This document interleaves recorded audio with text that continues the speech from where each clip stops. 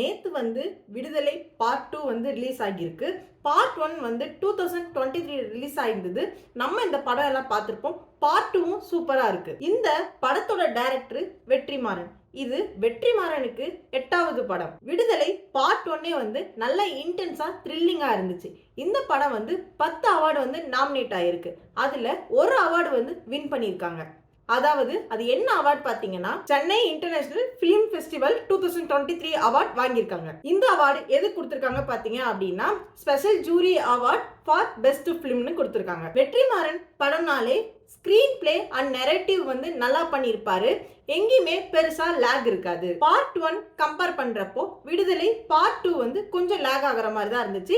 ஏன்னா இந்த கதைக்கு வந்து அது தேவையானது அப்படின்ற மாதிரி தான் இருந்துச்சு. ஸோ பார்க்கறதுக்கு நல்லா இருந்துச்சு, போர் அடிக்கிற மாதிரிலாம் இல்லை. இந்த விடுதலை பார்ட் 2 வந்து கொஞ்சம் அரசியல் மாதிரி பேசியிருப்பாங்களா இல்லை வந்து இது வந்து கேஸ்ட் ரிலேட்டட் பேஸ்ட் மூவியா இருக்குமா அப்படின்னு நம்மள பல பேருக்கு வந்து ஒரு கேள்விக்குறியா இருக்கும். அப்ரஸ் கம்யூனிட்டிக்கு வர பிரச்சனைகள், இதுல அஃபெக்ட் ஆகுற காமன் மேன் எப்படி ரெவல்யூஷனரியா மாறுறாங்க அப்படின்றத இந்த படத்துல காமிச்சிருப்பாங்க.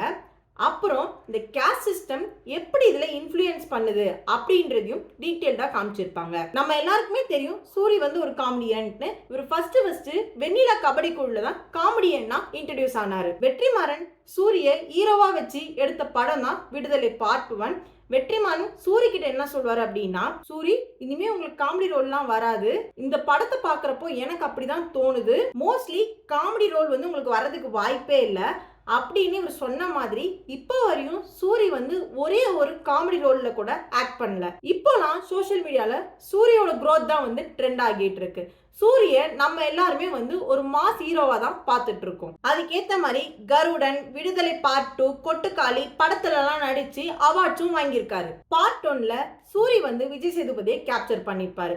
போலீஸ் எதுக்கு விஜய் சேதுபதியை பிடிச்சாங்க, போலீஸ் பிடிக்கிற அளவுக்கு விஜய் சேதுபதி என்ன பண்ணாரு, போலீஸ் பிடிச்சதுக்கு அப்புறம் விஜய் சேதுபதிக்கு என்ன நடந்தது அப்படின்றத இந்த பார்ட் 2ல காமிச்சிருப்பாங்க. ஃபர்ஸ்ட் 30 மினிட்ஸ் மூவியை நல்ல இன்டென்ஸா கொண்டு போயிருப்பாரு வெற்றிமாறன். அதுல கருப்பன்ற கேரக்டர் வந்து ரொம்ப இம்பாக்ட்ஃபுல்லா இருந்துச்சு. இளையராஜாவோட மியூசிக்கும் இந்த படத்துல நல்லா செட் ஆகி இருந்தது. பார்ட் 2ல இருக்க தனம் தனமும் ஓ நினப்பு சாங் வந்து பார்ட் 1ல இருக்க வழி நெடுக காட்டுமலி சாங் மாதிரி சிமிலரா இருந்துச்சு கேக்குறப்போ. விஜய் சேதுபதி லுக் வந்து கம்ப்ளீட்டா டிஃபரெண்டா இருக்கும் இந்த மூவில. பார்ட் 1ல சூரி தான் மூவில கம்ப்ளீட்டா இருப்பாரு, விஜய் சேதுபதி அங்கங்க வந்திருப்பாரு.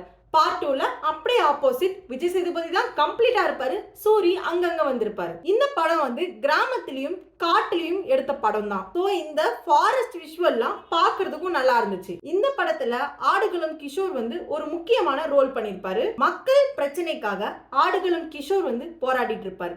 அவங்க கூட சேர்ந்து நம்ம விஜய் சேதுபதி ஒர்க் பண்ணுவார். அப்போதான் விஜய் சேதுபதி வன்முறையை கையில எடுத்துருவாரு. இது பின்னாடி அவருக்கே ஒரு பெரிய பிரச்சனையா வரும்ன்றத வந்து லேட்டரா தான் ரியலைஸ் பண்ணுவாரு. இத யதார்த்தமா காமிச்சிருப்பாங்க. அது மட்டும் இல்லாம போலீஸ் சைட்ல இருந்து அவங்க பர்சனல் ஈகோ அண்ட் பர்சனல் ஆம்பிஷன்னால பண்ற மிஸ்டேக்ஸ அமுதன் ராகவேந்திரன் என்ற கேரக்டர்ல டீடைல்டா காமிச்சிருப்பாங்க. இது சூரியோட மனசை எப்படி இம்பாக்ட் பண்ணும்ட்டு வெற்றிமாறன் சொல்லியிருப்பாரு. இந்த படத்தோட ரைட்டிங் நல்லா இருக்கு.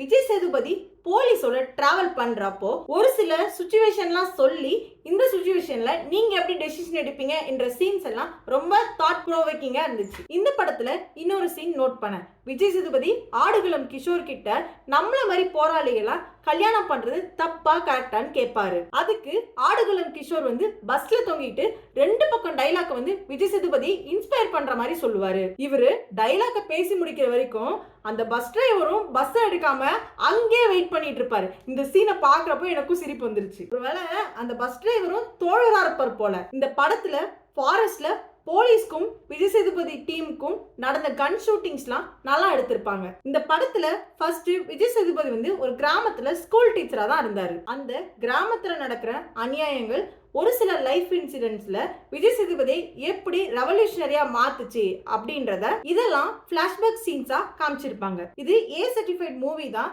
இருந்தாலும் வடச்சென்னை அளவுக்கு இதுல கெட்ட வார்த்தைகள்லாம் வரல. பட் வயலன்ஸான சீன்ஸ் எல்லாம் இருக்கு. அதுவும் கம்மியான போர்ஷன்ஸ்ல தான் காமிச்சிருப்பாங்க. ஸோ நீங்க இதை ஃபேமிலியா அம்மா அப்பாவோட போய் பார்க்கலாம். ஓவரால் இந்த மூவி பார்க்குறப்போ எனக்குமே சிந்திக்க வைக்கிற மாதிரி தான் இருந்துச்சு. கிளைமேக்ஸுமே ஒரு ஓப்பன் எண்டடா தான் இருந்துச்சு.